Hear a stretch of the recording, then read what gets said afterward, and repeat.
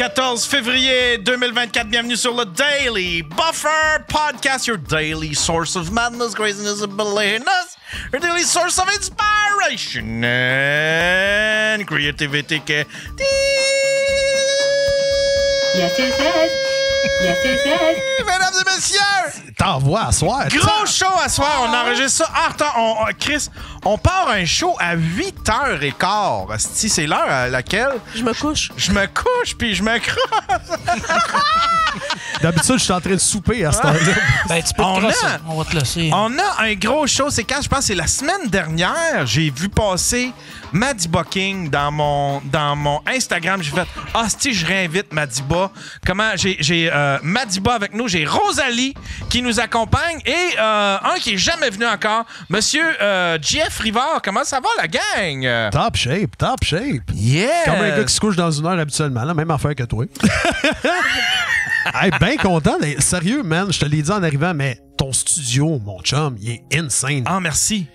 Le look me fait capoter. C'est la porte qui est là, le stage, tout, tabarnouche, je la regarde, ah ouais, donc. Puis ça sent bon, en plus. Moi, je suis comme une fille qui sait que elle a pas grand-chose dans sa tête, fait qu'elle en met beaucoup sur son maquillage. Je sais pas si tu comprends. Je suis comme que, tu sais, qu'elle en met vraiment beaucoup sur l'image, là, parce qu'elle sait que ça traîne un peu de la pâte à l'intérieur de la tête. I relate to that. Laisse agir le poison. Hey, je vais commencer par Rosalie, vite fait. Comment ça va, ma belle Rosalie? Ça fait longtemps que t'es pas venue. Hostie! C'est ma première 2024. Oui! Je suis tellement content de t'avoir. Notre belle Rosalie qui est de retour. Qu'est-ce que tu fais de bon, Rosalie? Là, t'es de plus en plus impliquée dans l'humour. Ben oui, dans l'humour. Je travaille 4 soirs semaine au Comédia, guys, comme serveuse. Mais sinon, j'ai été récemment là, juge pour Humour Mania à la Ninkasi. Ouais, c'est Et je cool, vais sûrement ça. y retourner également. Nice. Bien aimé mon expérience. Nice. Je suis content. Ça va être notre co-host aujourd'hui. On a Madiba King qui est revenu. Comment tu vas, mon Madiba King? Ah, ça va bien. Welcome back. Qu'est-ce que tu fais de bon ces temps-ci?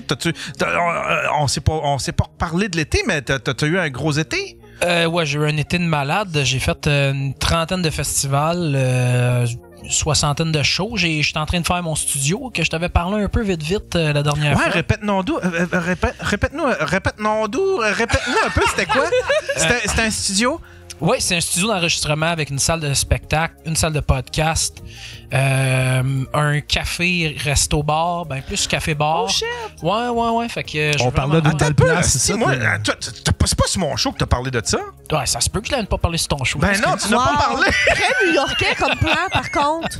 J'adore Ouais. ça, Ben, j'adore ça. Merci. C'est nice. Hey, vraiment. voyons donc, fait un café, une salle de spectacle, avec une petite salle pour faire du podcast, puis toute la patente. Un atelier de sérigraphie Ouais, aussi. c'est vrai. Atelier de sérigraphie aussi. Fait que Wow! je veux vraiment être 360. Je veux faire un genre de Netflix, mais de la culture.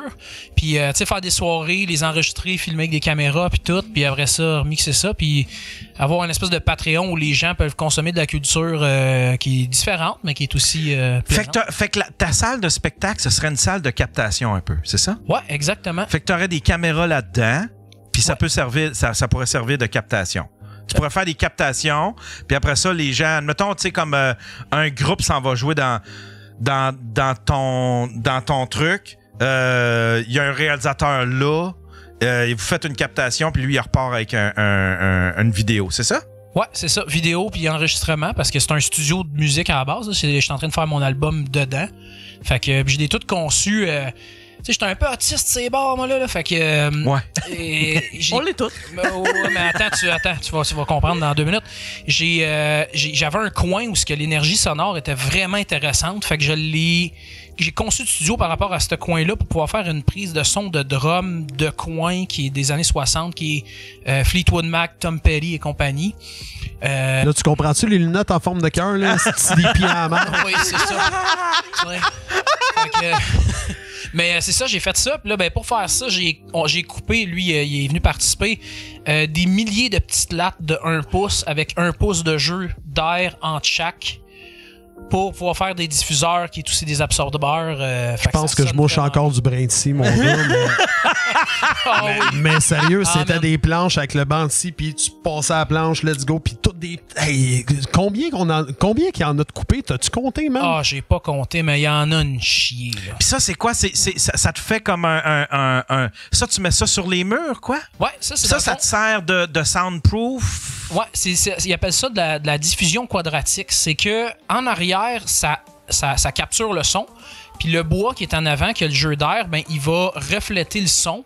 Puis le bois, c'est quand même assez poreux. Ou il va le casser à l'intérieur. Fait que le son, il se diffuse, mais en même temps, il se brise. Parce que c'est toujours les deuxième et troisième ondes qui sont problématiques.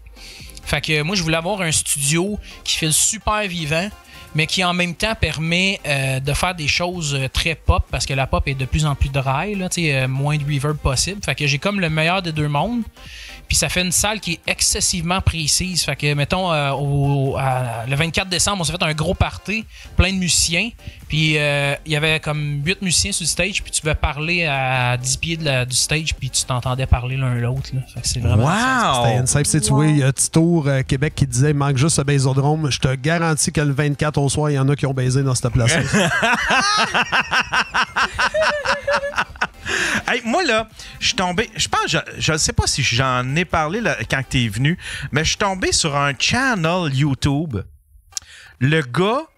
Le gars, il se lançait des défis d'enregistrer, admettons, comme en 1950, en 1960. Puis le gars, il avait installé une rig pour enregistrer, admettons, un band conventionnel, guitare, bass, drum, chanteur, avec un seul micro. On n'a pas parlé. C'est un channel YouTube qui vont visiter des studios. Puis c'est très, très, très... Toi, tu vas capoter. Faut que je te retrouve ça. Ouais, mais c'est un channel YouTube qui parle de ça. Puis on visite plein de studios d'enregistrement. Puis il y en a qui sont un peu plus hippies, puis qui ont racheté, admettons, des studios qui avaient été faits par des artistes dans le temps. Puis il y a cet épisode-là où est-ce que le gars, il se lance le défi. Il est dans un espèce de petit studio d'enregistrement qui fait très années 50, 60, très Elvis, là, avec des murs, avec des petits trous. Puis son défi, c'est d'enregistrer comme dans le temps avec un seul micro. Fait que là, faut que tu déplaces le drum, faut que tu places la guitare à une place. Tout le monde est...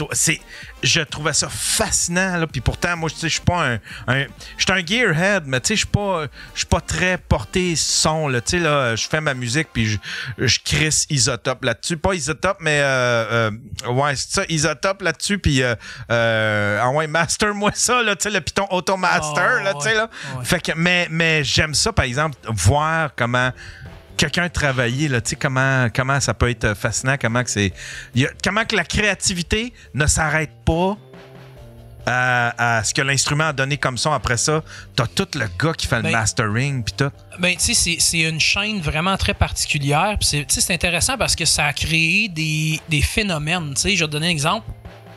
Abbey Road, qui est un studio en Angleterre super connu, tu sais. Un moment donné, il était en train de faire faillite, puis la grosse salle était plus utilisée. Puis est arrivé l'équipe de Star Wars, tu sais. Puis le son de Williams, John Williams. Ouais. C'est le son de ce studio-là, parce que quand tu rentres un orchestre dans ce studio-là, c'est comme un grand gymnase carré. Puis on sait pas pourquoi ça sonne bien, mais scientifiquement parlant, ça devrait pas bien sonner, mais ça sonne bien. Puis c'est ce qui fait le ton des brasses super fort, puis c'est ce qui fait triper John Williams, puis c'est pour ça qu'il a changé l'univers de la musique, surtout cinématographique, parce que les brasses sonnent bien, fait qu'ils mettent de l'avant. Fait que tu sais, trompette, trombone et compagnie sont mis de l'avant, puis c'est ça le son de John Williams, c'est ça le son de Star Wars.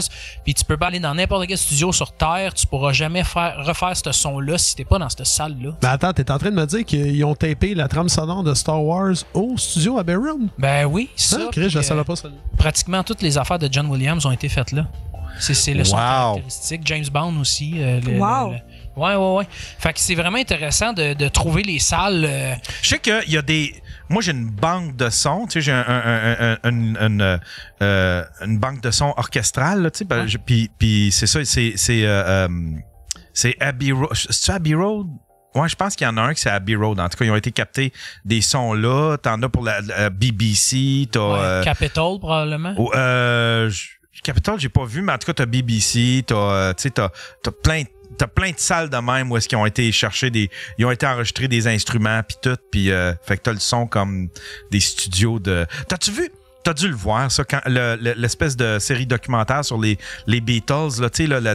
Get Back, c'est ça? Ouais, c'est ça. Oui. T'as vu ça, Jeff? Ouais, écoute, c'était écœurant. Sérieusement, j'ai vraiment trippé sur le processus puis le fait qu'il ait remasterisé puis donné accès à du footage qu'on ne voyait pas parce que je me suis tapé l'anthologie quand c'était sorti en DVD c'est bon, 20 ans passés, je sais plus trop. Puis là, de pouvoir voir vraiment, tu sais, de façon dénudée, puis quelle façon, puis comment ça... Ah, c'était écœurant, ça. Mais, je t'interromps, je voulais pas... C'est-tu cette pièce-là? C'est-tu cette salle-là? Parce qu'elle était tout petite, celle-là. C'est pas... ça doit pas être celle-là. C'est le studio 3, je pense. Il commence dans le 2, puis il switch dans le 3. Non, en fait, il s'en va au studio de Twickenham. C'est vrai. Il commence au studio de Twickenham, qui est un studio de télé. Vide. Ah oui, parce qu'il voulait faire une espèce de captation, une espèce de diffusion. Show réalité en même temps, puis montrer tout le processus, puis filmer stédé puis égal, tu sais, style Occupation Double Style ou quelque chose dans le même, tu sais, mais d'avant-garde. Là. Puis ils ont switché à Abbey Road. C'était quoi la raison? Ça sonnait pas bien. Ça sonnait vraiment pas bien. Puis eux autres, ils ont toujours été chez Abbey Road. Ben souvent, fait qu'ils ont décidé de retourner là parce que c'était une valeur sûre. Puis aussi parce que Abbey Road, c'était le seul studio qui avait pas du 24 tracks. Parce qu'à l'époque, les ingénieurs de son, avant de rentrer une machine, ils la démontaient, ils l'analysaient, puis là, ils faisaient « Ah, OK, ça, c'est assez cool pour qu'on le rentre dans notre studio. » Puis là, quand ils l'ont démonté, ils ont fait « Ouais, c'est un peu compliqué à remonter. » Fait qu'ils l'ont laissé dans la cave. Puis les Beatles, ils aimaient ça, le 12 pistes à l'époque. Ils étaient comme, ouais, mais on est plus créatif, puis on est obligé de faire des choix.